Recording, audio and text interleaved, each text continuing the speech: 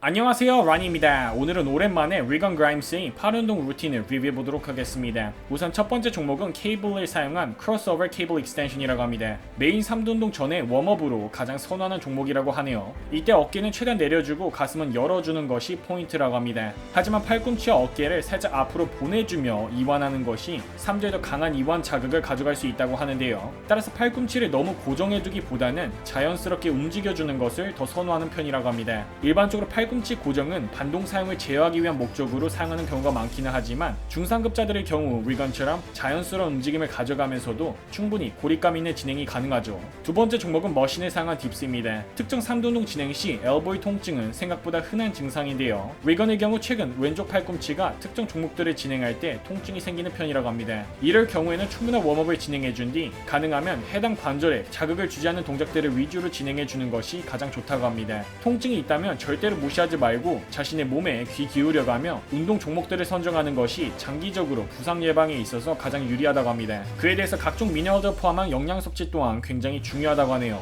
중량감 있게 진행해주다가 마지막은 드롭 세트로 마무리해준다고 합니다. 마지막 3두 종목으로는 케이블 트라이셉 푸시다운과 머신을 사용한 오버 익스텐션 그리고 케이블을 사용한 싱글암 익스텐션으로 마무리해준다고 합니다. 이후 2두 운동으로 넘어가준다고 하는데요. 첫 번째 2두 운동은 덤벨 컬러를 사용해준다고 합니다. 좌우 교대로 얼터네이팅 컬과 한쪽씩 진행하는 방식을 모두 사용해준다고 하는데요. 좀 더 집중도 있는 컬러를 진행할 때에는 한쪽씩 진행해주는 것이 더 유리할 수 있다고 합니다. 그에 대해 2두 근성장에 있어 가장 큰 팁 한 가지는 수축도 수축이지만 최대 이완을 가져가는 것이라고 합니다. 물론 이때 2두 부상의 위험이 높아질 수는 있지만 중량 덜을 치는 것이 아니라 정확한 자세로 충분한 컨트롤을 가지고 진행하게 되면 2두의 근성장에 있어 굉장히 큰 도움이 될 수 있다고 합니다. 리건 역시 2두가 약점 부위들 중 하나이기 때문에 2두 운동에 굉장히 큰 신경을 써주는 편이라고 하네요. 최근 많은 분들이 2두 운동 진행 시 깔짝거리거나 컨트롤도 못하는 무리한 중량을 사용하는 것을 굉장히 자주 볼 수 있었는데요. 한국은 어떤지 잘 모르겠지만 중량이 아무리 중요하더라도 고립 없는 중량은 부상의 위험을 높이고 운동의 효율성을 낮출 뿐이라는 점 제발 기억하시고 자신의 수준에 맞는 적절한 중량을 사용하시기 바랍니다.